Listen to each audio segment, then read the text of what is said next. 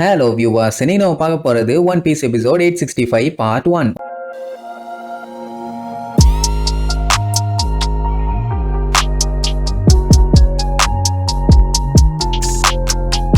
Open பண்ணா போன பாட்டுல 9 டோனட் உருவாக்கி அதுக்குள்ள இருந்து 9 கையை வர வச்சு அடிச்சான்ல. லூஃபி வேகமா போனானே அவன் ஏதாச்சும் பண்ணுவான்னு பார்த்தா அவன் மறுபடியும் அடிதான் வாங்குவான். அப்புறம் வழக்கம் போல கம் கேட்லிங்னு சொல்லிட்டு குத்துறாங்கிற பேர்ல காமெடி பண்ணிட்டு இருப்பான். ஏன்னா அந்த கட்டகுரிய அடிக்க முடியல. அங்க பின்னாடி இருக்க கண்ணாடி எல்லாம் டம்மு உடையுமா. வீட்டைல இருக்க ஃப்ளோர் டவுன்ல இருக்க கண்ணாடி எல்லாம் உடையும். அங்க இருக்கவங்க எல்லாம் பதறுவாங்க. ஐயோ கண்ணாடி எல்லாம் உடையுதே, இவங்க சண்டையில ஒரு கண்ணாடியை கூட மிச்சம் வைக்க மாட்டாங்க போலயேன்னு புலம்பி தள்ளுவாங்க. இவங்க இது வரைக்கும் கட்டகுரி இறங்கி சண்டை போட்டான்னா ஒரு 2 நிமிஷத்துல சண்டையை முடிச்சுட்டு அவன் மாட்டு கிளம்பிக்கிட்டே இருப்பான். ஆனா இப்ப நம்மாலு கூட தான் விடிய சண்டை போட்டிருக்கான். அதான் எப்படின்னு இவங்க யாருக்குமே புரியல. லூஃபி என்ன அவ்வளவு ஸ்ட்ராங்கான ஆளாங்கிற மாதிரி பேசிட்டு இருப்பாங்க. ஆனா இங்க லூஃபி வாங்குற அடி நமக்கு தானே தெரியும். ஒரு அட்டாக் இந்த பக்கமா வருதுன்னு கண்டுபிடிச்சு எஸ்கேப் ஆனா அடுத்த அட்டாக் வந்து சொத்துன்னு அடிக்குது. இப்படி எத்தனை டைம் அடி வாங்கினாலும் திருப்பி சண்டை போட்டுக்கிட்டே தான் இருக்கான். வெறித்தனம். இதுக்கு பேரு தான் விடாமுயற்சி. அங்க மோண்டோருக்கு கால் மேல கால் வந்துகிட்டே இருக்குது. அதாவது திடீர்னு சில ஐலாண்ட்ல இருக்க கண்ணாடி எல்லாம் உடைதான் சாய்தான் எல்லாத்துக்குமே ஒரே பதட்டமா இருக்குது. மோண்டோர்லாம் ஆடி போயிட்டான். ஏன்னா இவங்க டீ பார்ட்டி நாசமாயி 12 மணி நேரம் ஆகுது.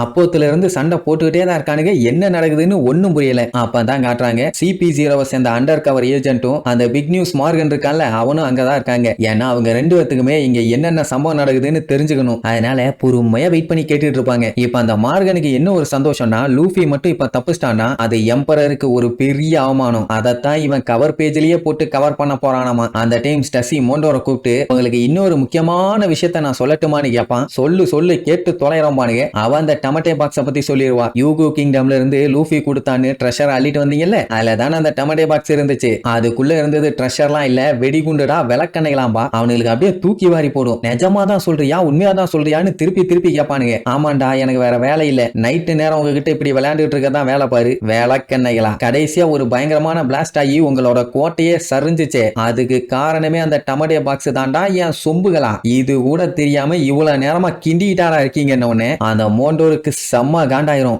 எல்லாம் அவனுங்க பார்த்த வேலை தானான்னு வண்டையா திட்டுவான். இங்க லூஃபி அடிக்க ட்ரை பண்ணுவான், அடி விழாது, அடி வாங்குவான். மறுபடியும் அடிக்க ட்ரை பண்ணுவான், அடி விழாது, திருப்பி அடி வாங்குவான். இது ரிப்பீட் ஆகிட்டே இருக்கும். என்ன நம்ம பையன் போன வேகத்துல ரிட்டர்ன் வந்துடுறானா? அதுதான் கட்டகுரிக்கு செம்ம கடுப்பா இருக்குது. என்ன இது இவன் எவ்வளவு அடிச்சாலும் திருப்பி வரானே, இவனை விடக்கூடாதுன்னு சொல்லிட்டு மறுபடியும் கொசு அடிச்ச மாதிரி 2 கையை வச்சு அடிக்க வருவான். நம்ம பையன் அந்த டைம் உசாரு ஒரு கையை இடையில கொடுத்து 2 கையையும் பிளாக் பண்ணி மிச்சம் இருக்க இன்னொரு கையை வச்சு அடிக்க போவான். நம்ம பையன் கேப் மாதிரினா அவன் மொல்ல மாதிரியாச்சே. 2 கையை வச்சு பிளாக் பண்ணி தானே வச்சிருந்தான். அப்படியே தரையா வச்சு ஒரே அடி. பையன் மறுபடியும் அடி வாங்கிட்டான். இப்படி இவங்க 2 பேரும் சண்டை போட்டுட்டு இருக்கிறத தூரத்துல இருந்து பல பொடுசுங்க எல்லாம் வேடிக்கை பார்த்துட்டு இருப்பாங்க. இவங்க வேற யாரும் இல்ல, பிக்மாமோட ஆளுங்க தான். அதுல பிளாம்பேன்னு பிக்மாமோட பொண்ணு ஒருத்தி இருக்கான். என்ன பொடுசுங்க அவங்க என்ன பண்ணிட்டு இருக்காங்கன்னா அவங்க அண்ணன் கட்டகுரிக்கு எப்படியாச்சும் ஹெல்ப் பண்ணணும்னு சொல்லிட்டு தூரத்துல இருந்து லூஃபி அட்டாக் பண்றதுக்காக எய்ம் பண்ணி அம்பெல்லாம் வச்சு அடிக்க ட்ரை பண்ணுவாங்க. ஆனா எய்ம் கரெக்டா கிடைக்கல. இந்த பிளாம்பே புட்டிங்க்கு அடுத்து பிறந்தவன் தான். 36வது பொண்ணு. இவளுக்கு முன்னாடி 41 அண்ணனுங்க இருக்கானுங்க. இவளுக்கு காம்படிட்டர் யாருன்னா புட்டிங்கு,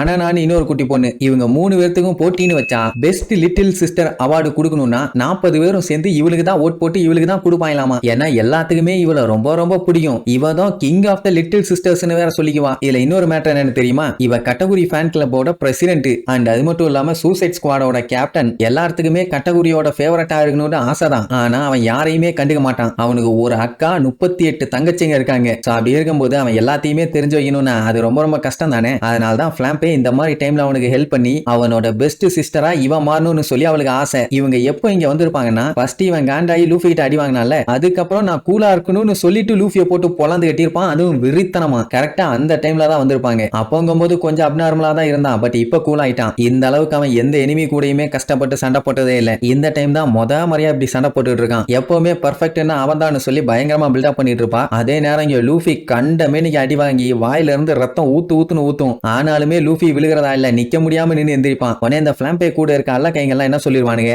உங்க அண்ணன் சண்டை போறதெல்லாம் ஓகே தான், ஆனா எனிமி விடாம அங்க முயற்சி பண்ணிட்டு இருக்கான், அதனாலதான் இன்னும் சண்டை முடியலன்னு சொல்லிட்டு விழுந்து சிரிப்பாங்களா. அவளுக்கு அது கொஞ்சம் கஷ்டமா போயிடும். சும்மா விடவே மாட்டேன்பா. இங்க லூஃபி மறுபடியும் எந்திரிச்ச உடனே ஏன்டா அப்படி அடி வாங்கி எந்திரிக்கிற, உன்னால முடியாதுன்னு உனக்கு தெரியாதான்னு கேட்டான். கொய்யால உன்னை அடிக்கிற வரைக்கும் நான் எந்திரிச்சுக்கிட்டே தான்டா இருப்பேன்னு சொல்லி சொல்லி வில்லத்தனமா ஒரு லுக்கு விடுவானா. அப்பங்கும்போது திடீர்னு ஒரு பேக் பெல்ட் அடிப்பான். பார்த்தா அங்க ஒரு டோனட் உருவாகி அதுல இருந்து ஒரு கை வந்து அடிக்கும். அப்படின்னா ஃபியூச்சரை லூஃபி பார்த்துட்டான். அடுத்து ஒரு கிக் வைப்பான், கட்டகுரி அதுல இருந்து எஸ்கேப்.